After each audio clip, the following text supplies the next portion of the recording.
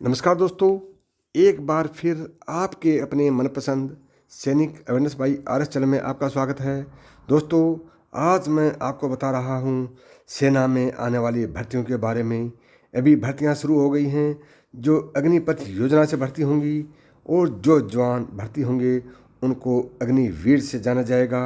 और इसी भर्ती के बारे में मैं आपको सरकार की क्या रणनीति है, उस रणनीति के बारे में 15 पॉइंट में समझाऊंगा। तो दोस्तों, ये अग्निवीर भर्ती के बारे में अच्छी तरह जानने के लिए वीडियो को बिना स्किप किए लास्ट तक जरूर देखें। और चैनल पर पहली बार आए हैं तो चैनल को लाइक, शेयर व सब्सक्राइब जरूर करें। दोस्तों, सेना में भर्ती का इंतजार कर रहे देश के नौजवानों के लिए एक बड़ी खुशखबरी है। सरकार जल्द ही सेना में रुकी हुई भर्ती को खोलने जा रही है, लेकिन इस बार भर्ती के लिए सरकार एक नए रिक्रूटमेंट प्लान पर काम कर रही है।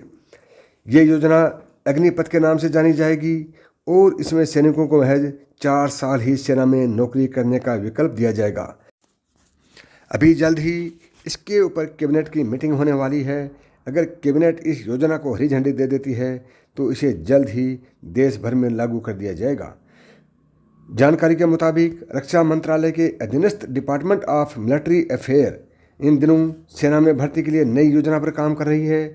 पिछले हफ्ते इस प्लान का ड्राफ्ट तैयार कर देश के शीर्ष नेतृत्व के समक्ष रखा गया था। सरकार की तरफ से प्लान को स्वीकार कर लिया गया है।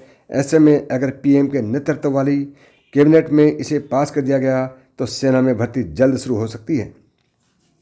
तो दोस्तों, अब जानिए इस योजना के 15 प्रमुख पॉइंट जो आपके लिए बहुत ज़रूरी हैं। नई भर्ती योजना को अग्निपथ नाम से जाना जाएगा और इसके तहत भर्ती होने वाले सैनिकों को अग्निवीर का नाम दिया जा सकता है। सेना में भर्ती मात्र 4 साल के लिए होगी। 4 साल बाद सैनिकों की सेवाओं की समीक्षा की जाएगी। समीक्षा के बाद कुछ सैनिकों की सेवाएं आगे बढ़ाई जा सकती हैं, बाकी को रिटायर कर दिया जाएगा। 4 साल की नौकरी में 6-9 महीने की ट्रेनिंग भी शामिल होगी। रिटायरमेंट के बाद पेंशन नहीं मिलेगी बल्कि एक मुश्त राशि दी जाएगी। खास बात यह है कि अब सेना की रेजिमेंट में जाति, धर्म और क्षेत्र के हिसाब से भर्ती नहीं होंगी बल्कि देशवासियों के तौर पर होंगी। यानी कोई भी जाति, धर्म और क्षेत्र का युवा किसी भी रेजिमेंट के लिए आवेदन कर सकेगा। योजना को अगर जल्द हरी झंडी मिल जाती है तो इस साल अगस्त के महीने से सेना, थल सेना, नौसेना और वायुसेना में भर्तियां शुरू हो जाएंगी। अग्निपथ स्कीम के ऐलान के बाद 3 से 6 महीने के भीतर भर्ती रैली शुरू की जाएगी। बैटल कैजुअल्टी में सैनिकों के परिवार को इंश्योरेंस और एक्स ग्रेशिया राशि मिलेगी। अग्निपथ स्कीम के ऐलान के बाद 3 से 6 महीने के भीतर भर्ती रैली शुरू होगी। अग्निपथ स्कीम के तहत पहले साल 40,000 थल सेना, 3,000 नौसेना और 3,500 वायुसेना में सैनिक भर्ती किए जाएंगे। दूसरे साल भी इतनी ही संख्या में भर्तियां होंगी। तीसरे साल थल सेना में 45,000, नौसेना में 3,000 और वायुसेना में 4,400 भर्तियां होंगी। चौथे साल में थल सेना में 50,000, नौसेना में 3,000 और वायुसेना में 5,300 भर्तियां होंगी। अगर इस 4 साल के अग्निपथ के दौरान बैटल कैजुअल्टी होती है तो इंश्योरेंस के तौर पर 48 लाख रुपये और अग्रेसिया राशि के तौर पर 44 लाख रुपये सेवानिधि फंड में जमा पैसा और बाकी बची नौकरी की सैलरी उस सैनिक के परिवार को दी जाएगी। दोस्तों, अगर कोई जवान घायल हो जाता है तो वो सेना में सेवा देने के लिए समर्थ नहीं होता है तो उसे इंश्योरेंस के पैसे से डिसेबिलिटी के आधार पर राशि मुहैया कराई जाएगी। साथ ही सेवानिधि फंड में जमा पैसा और बाकी बची नौकरी की सैलरी उस सैनिक को दी जाएगी।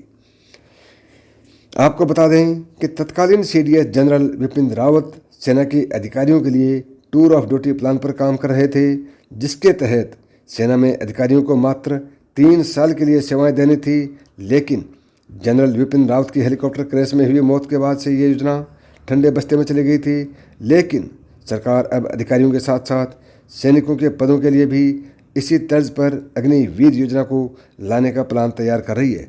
तो दोस्तों, वीडियो आपको कैसा लगा कमेंट बॉक्स में कमेंट करके ज़रूर बताएं।